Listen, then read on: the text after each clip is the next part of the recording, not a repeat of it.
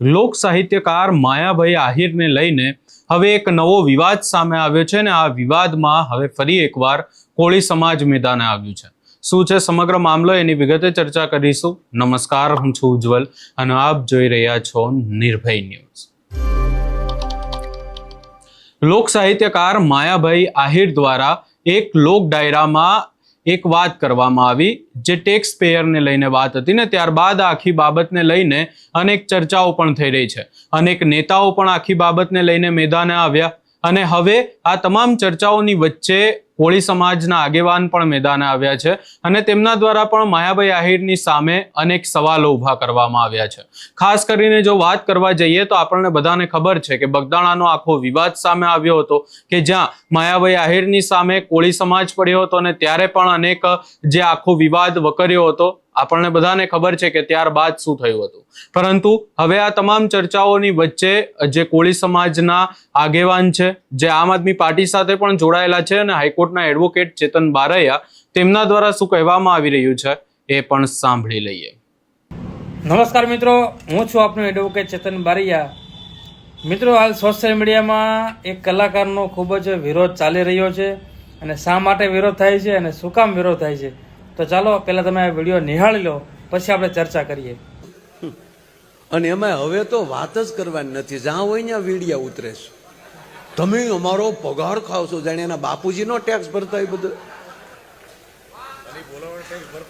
હા, હકીકત છે। આજે એના દેવા જાય છે ને તમે અમારા ટેક્સ ઉપર પગાર લ્યો છો, એ રેશનિંગના ઘઉં ખાતા હોય બધા આપણે। તો હવે આ કલાકાર એમ કહે છે કે જાઓ એના આજના લોકો કે વિડીયો ઉતારે છે, ભાઈ વિડીયો એટલે ઉતારે છે કે એના ખોટું થાય છે।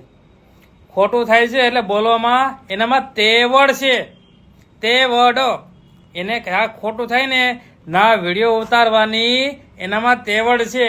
કહે છે કે આવું મારે ખોટું થાય છે એટલે એ લોકોને સત્ય બહાર લાવે છે, એનામાં તેવડ છે બોલવાની। એટલે તે ગમે અધિકારીને કહીએ કે અને એની વાત ખોટી નથી, વાત એની સાચી છે।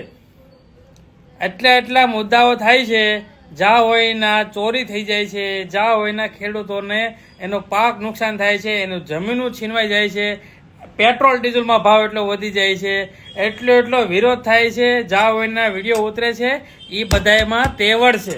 અને કોઈ પણ વ્યક્તિ હોય એને એની જિંદગીના જૂના દિવસો, કફરા સમયને કોઈ દી ન ભૂલાય અને હાલના સમયની સત્તાના મોહમાં રહી, પૈસાને લાલચમાં રહી અને ક્યારેય અભિમાન ન કરાય। પણ અમુક નેતાઓ, અમુક બિઝનેસમેનો અને અમુક કલાકારો અને અમુક માનીતા લોકોમાં તેવડ નથી, એનામાં તેવડ નથી। અને આ સામાન્ય વ્યક્તિમાં તેવડ છે, એનામાં હિંમત છે, એનામાં મર્દાનગી છે। એટલે જ્યાં ખોટું થાય ને ના એ બોલે છે। વિડીયો બનાવો ને જ્યાં ખોટું થાય ને આપણામાં નથી એટલે ન બોલતા હોય। અને ઘણીવાર એવું બનતું હોય કે ઘણા ઉદ્યોગપતિની કોઈ જગ્યાએ પૂંછડી દબાતી હોય, કોઈ જગ્યાનું ખોટું કામ ચાલતું હોય, કોઈની ખોટી જગ્યાએ જમીન ઉપર કબજો હોય, આવું બનતું હોય, કોઈના ખોટી જગ્યાએ પંખા હાલતા હોય, આવું બધું ચાલતું હોય। એટલે હું છે એને સરકારની સામે એને સારું રહેવું પડે, એટલે એ વિરોધ ન કરી શકતા હોય। એ ખાલી લોકોને, સામાન્ય લોકોને એ ખાલી આવી રીતે ભાષણબાજી કરી શકતા હોય। અને એક વાત તમને ચોક્કસ કહી દઉં કે છોકરું જન્મે ને ત્યારે એને પાણીની પેલી ક્યુબ આવે ને એમાં પણ ટેક્સ લાગે છે, અને માણસ જ્યારે મરે ને ત્યારે એને સફેદ કલરનું જે કફન આવે ને એમાંય ટેક્સ લાગે છે। અને જો ટેક્સની વાત કરું ને તો સવારે ચાના કપથી સાંજે પાણીની બોટલ સુધી બધાયના બાપુજી ભરે છે અને છોકરાએ ભરે છે। એટલે ટેક્સ ઘણી પ્રકારના હોય છે, એ ઘણા લોકોને ન ખબર હોય। હું સ્પેસિફિક કોઈ વ્યક્તિનો વિરોધ કરતો નથી, પણ એક જાહેર જનતાને સોશિયલ મીડિયાના માધ્યમથી મારા માનવાને જાણવા મુજબ હું તમને આ માહિતી આપું છું કે ખરેખર ખોટું થતું હોય, ખોટું સહન નહીં કરવાનું। તમે કાયદો જાણો અને જ્યાં જગ્યાએ ખોટું થતું હોય ને ત્યાં વિરોધ કરો। હું તો ઘણીવાર એવું કહું છું કે આવા વ્યક્તિઓ, જે કલાકારો હોય એ અમુક અધિકારીને બોલાવે, વાહવાયું કરી નાખે, એટલે એનું નાનું મોટું કામ હોય એ કઢાઈ લે। તો હું તો ખરેખર કહેવા માગું કે જે તે કક્ષાના અધિકારી હોય કે જે કર્મચારી હોય તો એમને પોતાનો સત્તાનું ભાન ન ભૂલાય।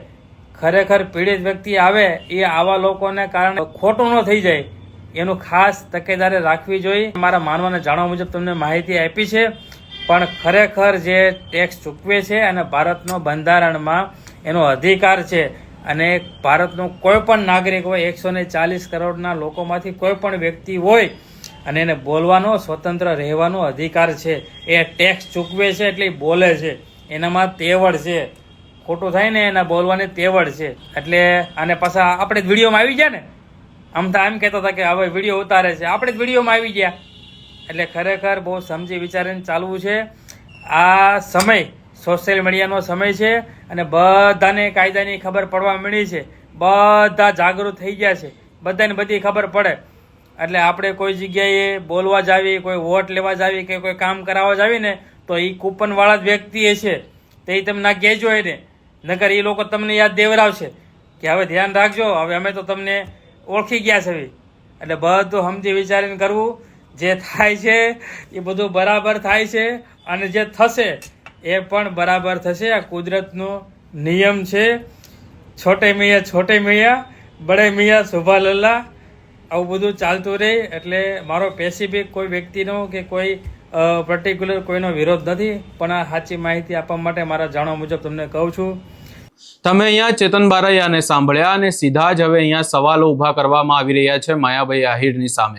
એમણે જે નિવેદન આપ્યું એને લઈને પાટીદાર સમાજના આગેવાન પણ મેદાને આવ્યા છે. અનેક બાબતોને લઈને હવે હિસાબો માંગવામાં આવી રહ્યા છે.